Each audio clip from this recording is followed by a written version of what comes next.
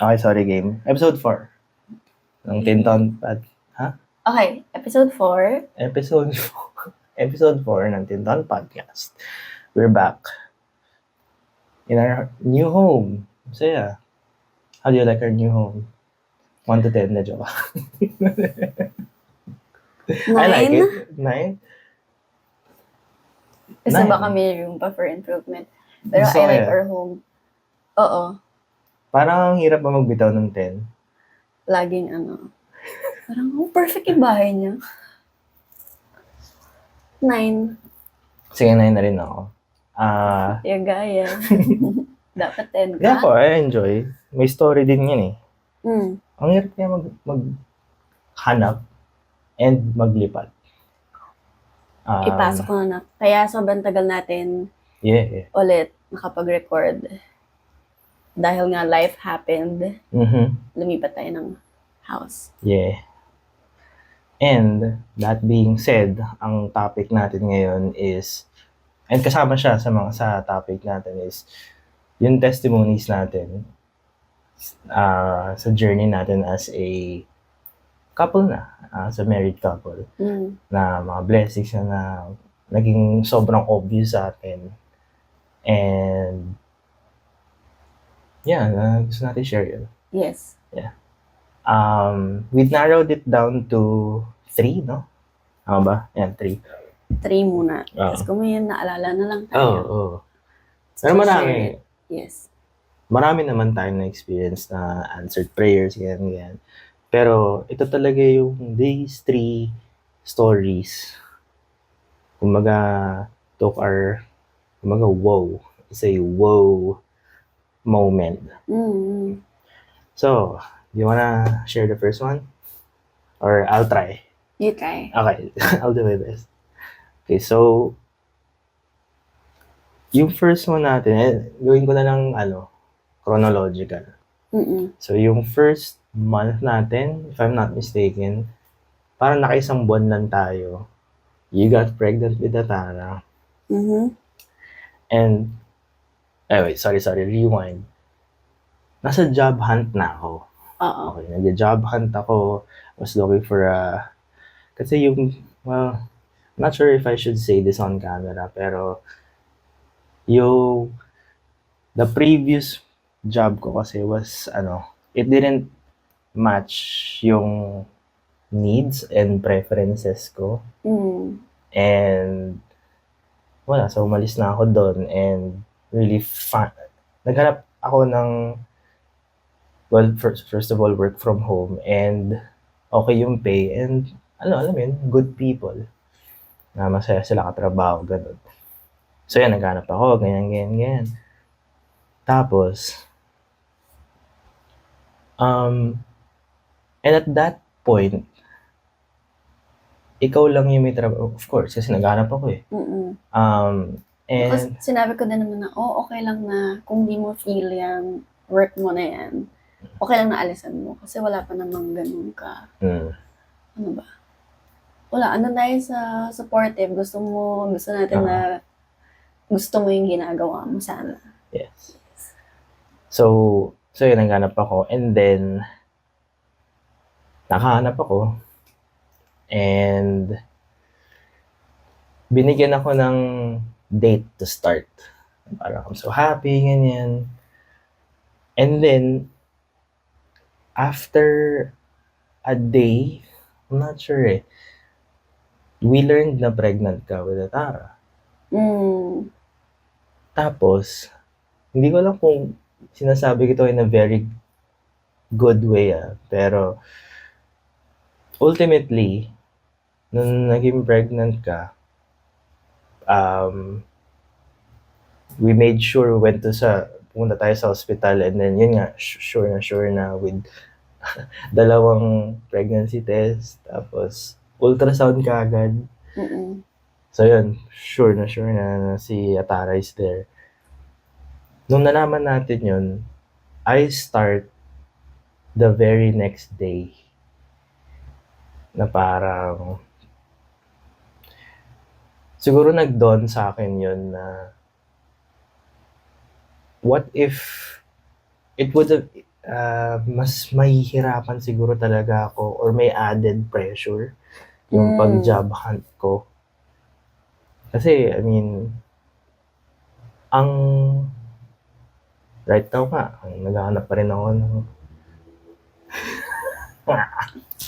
Parang having or not having a job nang wala pang baby is one thing. Tapos not having a job na pregnant is completely another thing. Parang tandaan ko, January 7 yata yun, Friday. Hindi ko alam kung yun din yung interview day mo, yung final interview mo. Parang gano'n. January 7, Friday, tapos doon ako nag-PT kasi delay. Tapos, okay ka na. Nakakuha ka na ng work mo. So, hindi pa ako nag-PT, di ba? Yeah. Na, nakapasa ka sa final interview mo, and then magsa-start ka na ng Monday, January 10. After that, that same day, nag-PT ako. The next day, nag-ultrasound na tayo. And, yes, may baby. So, sobrang thankful kasi natanggap ka na sa work mo. Magsa-start ka na the next Monday. Tapos, doon nalaman na may baby. Alam mo yun? Parang, yeah. May work ka na nung nalaman natin na pregnant tayo. Sinabi ko sa'yo ngayon parang buti na lang, kumbaga parang pinlacing yung araw kung kailan ako matatanggap. Kasi, hindi ko may imagine. Same day. Hindi ko may imagine siguro kung walang work. And then, alam mo yan? Sabi ko nga, baka ma-feel bad ka. Siguro feel ko nga mas, diba, as you said nga, mas may pressure and anxiety, pero it was well placed. You shared it better than I did, the story. Pero yun, sobrang happy na. Ngayon ko lang din na-realize na nakapasa ka muna. And then, tsaka ako nag-PT. Nag-test pala ako. Yeah. Yes. Ayun, yun yung unang blessing that we're grateful for. Yeah.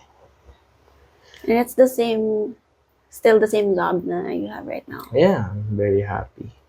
Nandiyan pa rin sila. Okay. Yung next, you wanna try the next one? Try the next one. Paano ba? Sobrang habang story kasi. Maganda siguro we jump kagad sa what's the testimonial. Kung ano talaga yung nangyari, and then we fill in the details. Kasi sige. feeling ko, ang hirap I-jump magkwento ka, ako yung fill in details. sige. So, basically what happened, ano yun? Parang we had... ano yan? Ano yan? Condo. Okay. May monthly. So, there was a point in time na hindi, may mabigat na monthly. Yes. Okay.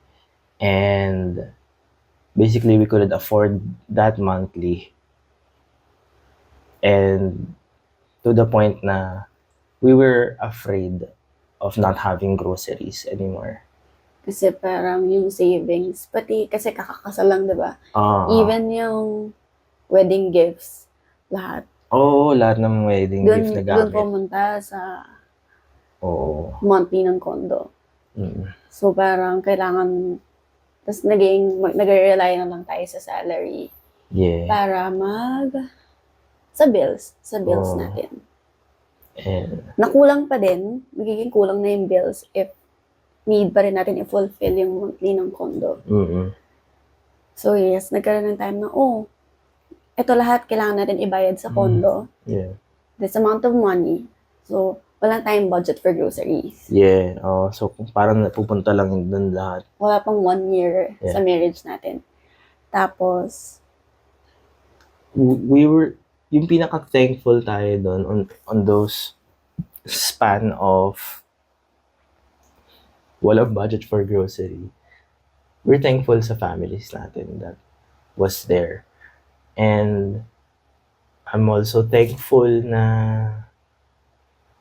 hindi naman sa nagmamayabang, pero it didn't feel like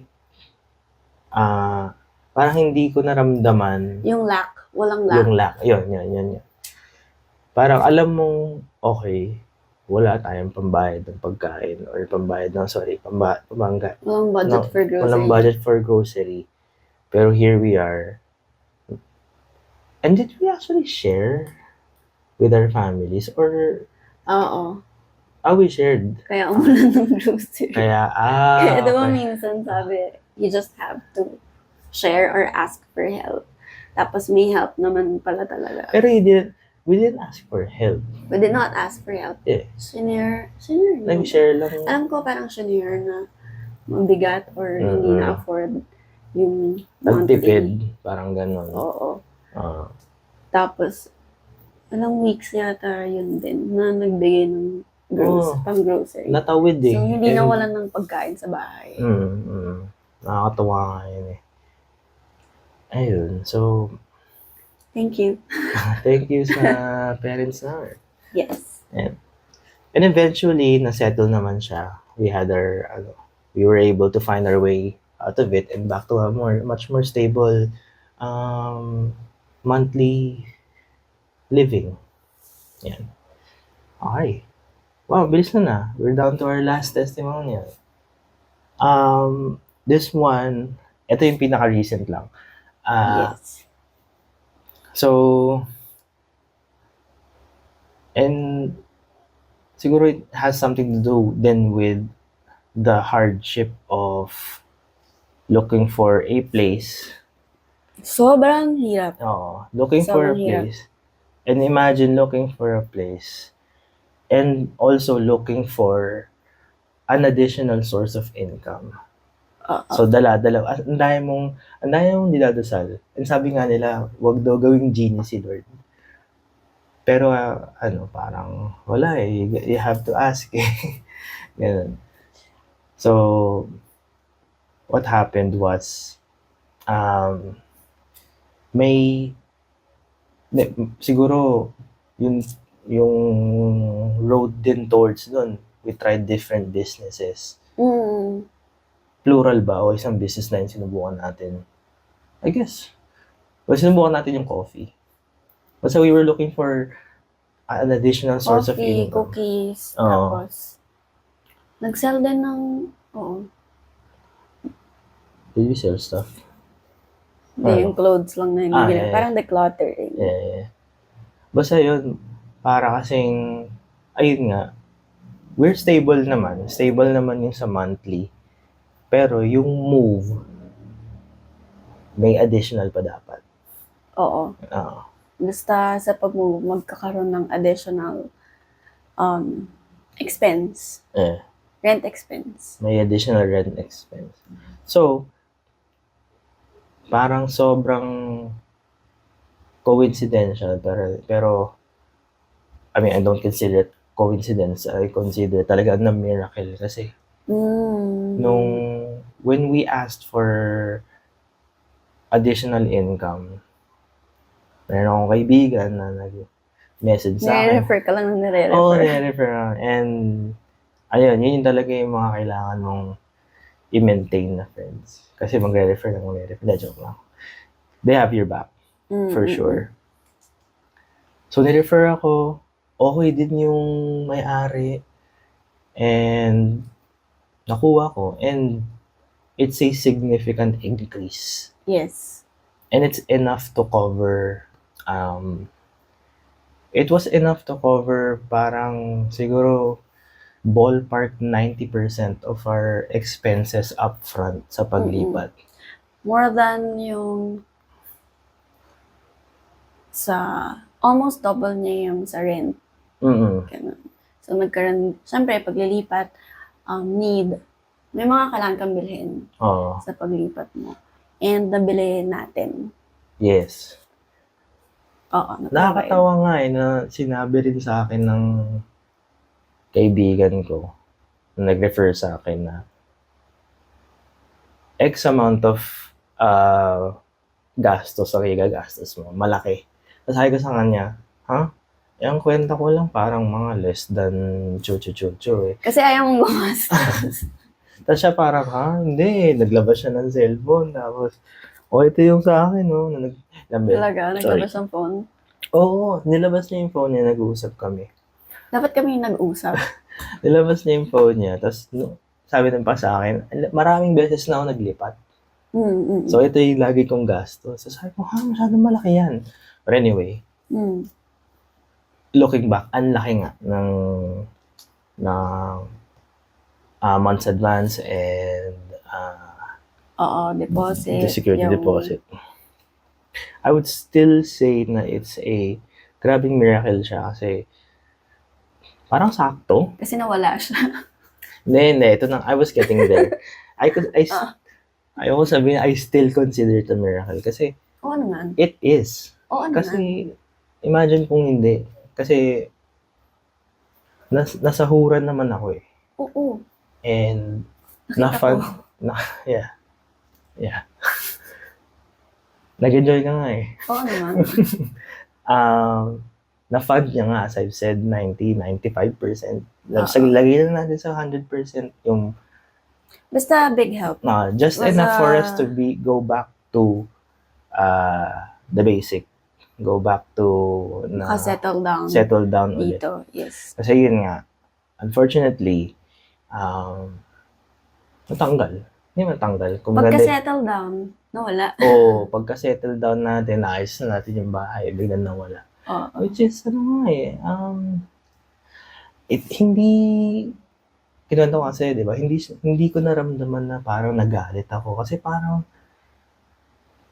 pakiramdam ko, pinlano siya. No hard feelings. Pinlano, hindi ng CEO pinlano ni Lord na, ito, bibigyan ko muna kayo ng pangbayad. And then, this is not going to be permanent. Just for you guys to makarating natin yung 9.5 bahay natin. Hindi ko alam, hindi ko na-feel yung kasi nevertheless, miracle siya for us. Yeah. So yun, parang iba pa rin yung napoprovide siya when you asked for it. And parang yung feeling na yun. And sa time na need mo talaga. Oo.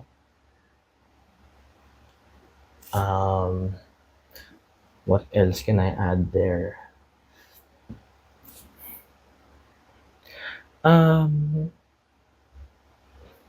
Right now, feeling ko babalikan ako eh. Talaga, are you gonna say it out there? Ano? Na babalikan ka nila? Hindi. I'm hoping. Kasi sabi naman niya, na parang if ever na dumating kami sa point na kailangan ka na namin. Ano ba? The fact na naririnig ko na gusto mo ulit yung job na yun is happy naman ako kasi alam ko, hindi ka naman choosy, pero meron ka talagang specific na, ito yung gusto ko. So, pag nagagawa mo yung gusto mo, may positive energy ka. Ayun. So, positive energy naman yung... Okay naman kasi siya. It's a fun place. Short stint ko dun. And hindi kasi din easy to find the job na gusto mo talaga. Yeah. Na type mo na siyang gawin, tapos na would also provide for our needs. Yeah. So, happy naman ako dyan, kahit nawala. May purpose yan. Ba't nawala? So, right now, we're okay. We're in a good spot. And still thankful. Yeah. So, yun, I guess that wraps up our 3 blessing testimonies. And, alam mo, nakuha ko dito, naging much prayerful tayo sa bawat miracle na-experience natin. Actually. Parang talagang bawat decision. Si Atara nga di ba nagkakaroon ng time na bigla na lang tayo. Kasi nararamdaman natin yung stress. Si Tar. Tapos, bigla na lang tayong magpe-pray out of nowhere kung nakatayo man tayo or basta magpe-pray tayo tungkol dun sa lilipatan natin. Tapos, Parang alam niya na prayer yun. Nagsasabi siya ng amen. Oo. Sabi niya, amen. Ayun nga, isa sa mga magaganda na pulot niya. And, okay. Tawag dito, extended blessings portion. Na joke lang. So, may nahabol. Habang share. Meron pa pala isa. So, total of 4. Total of 4 pala. Tungkol to sa Hanap ng lilipatan. pag-secure. Yung pag-secure natin ng place. Yes. Very minimal, I guess, or hindi naman minamaliit ng isang miracle, no? Pero it's parang yung feeling na na-redirect tayo. Grabe kasi yung paghahanap. Oo. Yung stress na feeling nga, ganyan. And muntik na tayo mag-settle. Oo. Muntik na tayo mag-settle sa unit na Hindi masabi ko gusto. lang. I guess, hindi mo gusto. And ako rin naman, hindi ko siya gusto eh. Pero para sa akin, hindi mo masabi lang. Parang, go na, ito na. Na parang, malapit na tayo sa goal date natin eh. Then we have to act. And it seems like this is the only option. Kasi parang na-realize natin na all options sana, including this house, itong unit na to na gusto natin, hindi na siya plausible na pasok sa target date natin. Nag-set kasi ako ng target date na makalipat tayo. And yung gusto natin na unit, yun nga, hindi daw pwede kasi may nakatira pa. So, pag renew natin siya, tapos aayusin pa nila, repainting and so on, hindi na siya aabot sa target date natin. Kaya, tinanggal natin siya sa equation. And we were down to 1 na lang. Oo, may nakausap tayong isa pang agent na nirefer din sa atin. And yun nga, nasabi ko, mag-settle ba tayo? Sinabi ko ba yun? Parang winay natin eh. Kung kaya pa ba natin mag-wait? Okay ba yung stress to wait or stress na tumira sa isang place na hindi mo ganun kagusto? Yeah. How it transpired is actually interesting din kasi parang nag-message bigla yung ating agent natin na, uy, napaaga, pwede niya nang puntahan. Sa day na alanganin pa na hindi tayo makalabas. O hindi mo makalabas. It's a weekday. It's a weekday para sa may trabaho. And ayun, magbibit-bit pa tayo baby to just view. Parang sure na para sa atin what happened? Parang nagkaroon pa nga tayo ng conversation. Pupuntahan ba natin o hindi? Ako, parang hindi na. Nandun ako. Parang hindi na kasi 2 reason. Isang reason, parang ang dami kasing mangyayari. Parang I'm tired, I don't wanna go. Pangalawa, parang nahihiya na rin kasi ako sa isa pang agent na nag-sure na, nakabook na, mag-viewing na tayo. Viewing na, and then from there, kasada na. Super helpful na din kasi. Oo, mabait siya, hindi siya and then bigla ka na lang kasi yung nangyari. Bumukas yung pinto and then bigla ka sumayaw-sayaw konti. Sabi, ano kaya yung... hindi naman sumayaw. Dahil yun yung feeling ko kasi. Yes. Habang nag-work ako, binuksan ko yung door. Tapos sabi ko, punta ako sa sala. Puntahan. Pwede pa ba siya? Gumanong ka lang. Tapos ako parang, okay, gusto niya pumunta. Kasi 4 p.m. on a Friday. Alanganin, di ba? And hindi tayo okay sa mga biglaang labas. Kasi hindi tayo ready sa ganon, sa biglaan. Pero yung ginawa ko is biglaan. Oo nga Hindi, kaya nga iba yung bukas mo ng pinto Alam mo ngayon, pag may sinasabi ka sa akin na na, ano ba yan? Bukas mo ng pinto, parang may Nangyari. nangyari. Yung ingay. Pero ang gagawin ko yan, kukuha lang ako ng pagkain sa ref. Parang, Ganun yung bukas ko. yung bukas mo ng pinto, parang may Mangyayari. parang may balitang maganda. Nabuti na lang, Ginawa. alam mo, game. Sige. Mm-mm. And here we are. Kasi hindi pwede yung agent. Ang gusto kasi natin lang, Saturdays, mag-view. Kasi doon lang naman tayo free weekend. Tapos, sabi niya, hindi siya pwede ng Saturday. Friday lang siya pwede. Thursday, Friday, basta that week. Weekday.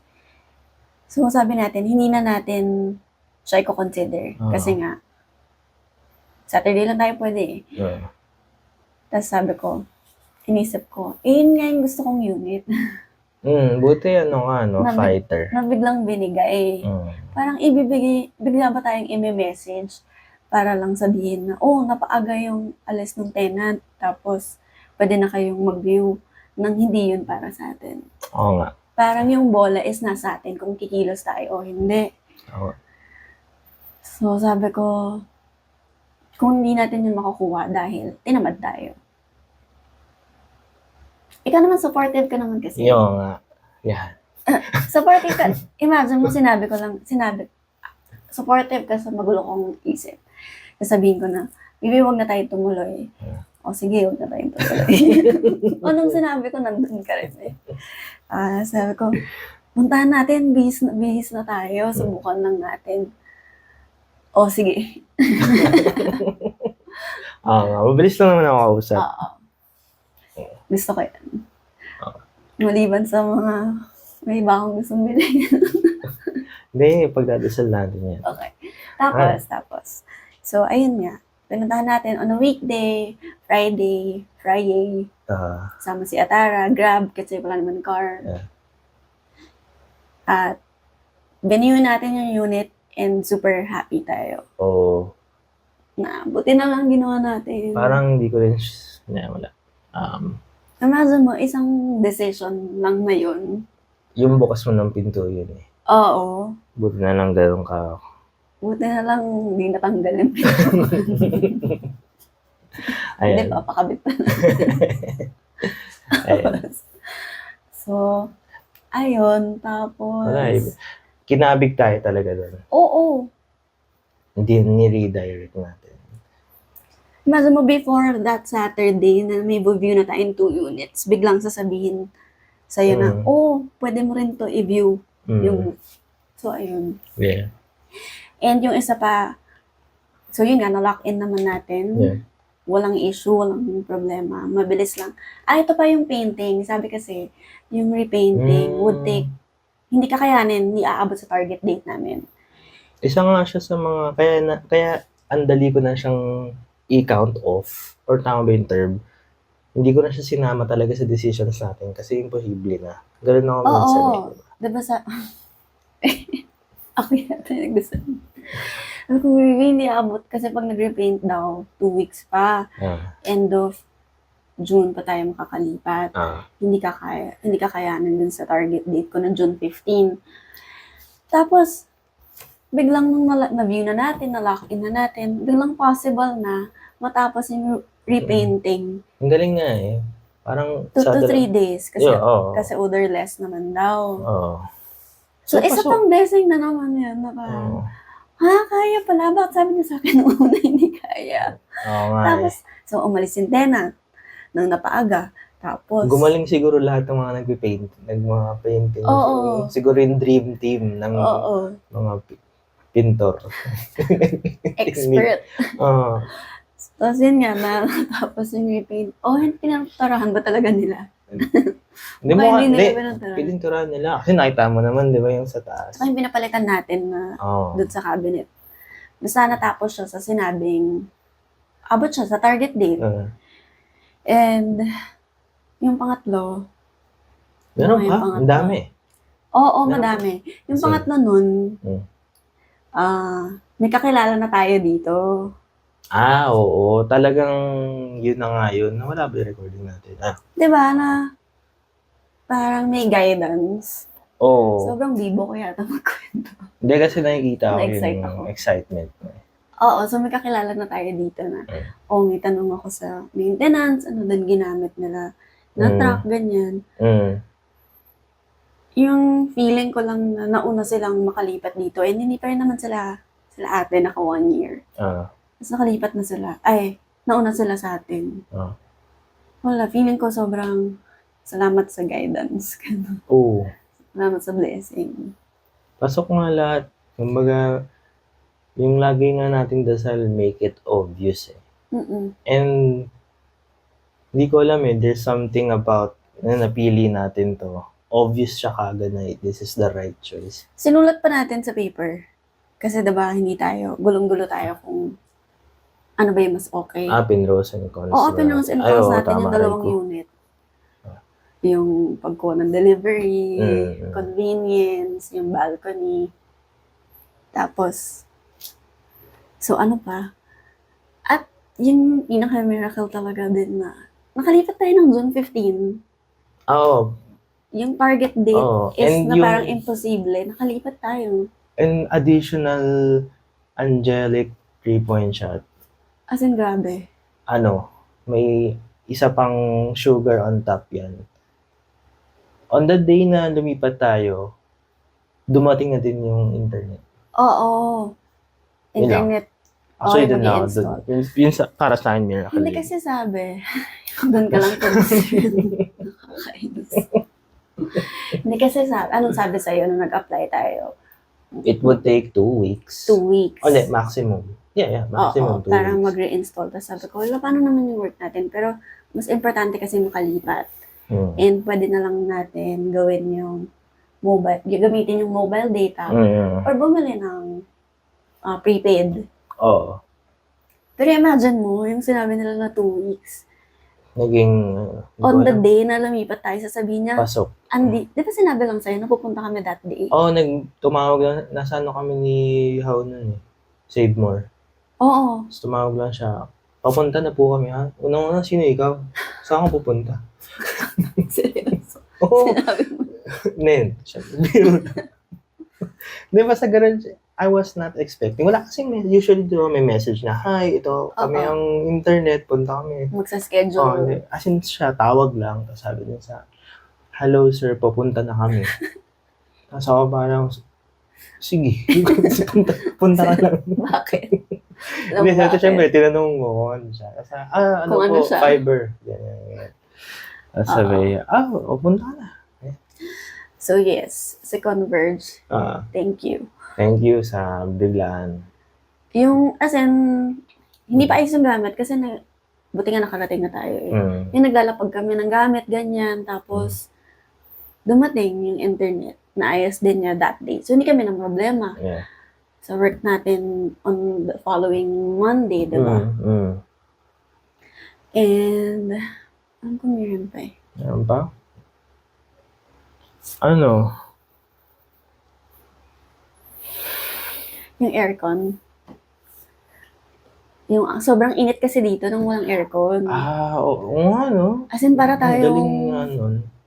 pinaprito o basta pawis na hindi ka makahinga. Sobrang init nung wala pang aircon sa living room. Yung dapat hindi tayo muna kukuha. Oo. Kasi may brand tayo na gusto. At saka wala siya sa budget. Ang wala na eh. Oo nga eh. Pero, oo. Yeah. Tapos, ayun. Pero we decided na sobrang init, hindi kaya. Oo.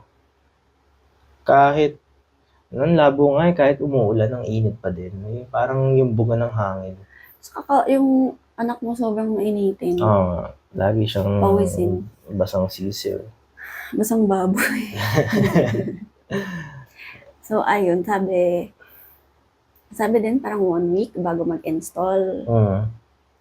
Tapos after 3 days, 2 days, after 3 days, dumating yung mag-install. Oo nga. Kumbaga hindi pa tayo naka 1 week. Dumating na yung mga kailangan natin. Needs are met kagad. Ano siya eh, parang lahat talaga, parang sa lahat ng pinagdasal natin, na-shoot lahat. Oo, pila-pila, sunod-sunod Kasi parang hindi tayo nakaramdam ng antay. Grabe. You know, fun times. Ayun na. Pray. Thank you. Thank you sa pakikinig. Additional lang to, pero parang isang buong episode siya. With super excited me. Okay. Bye-bye.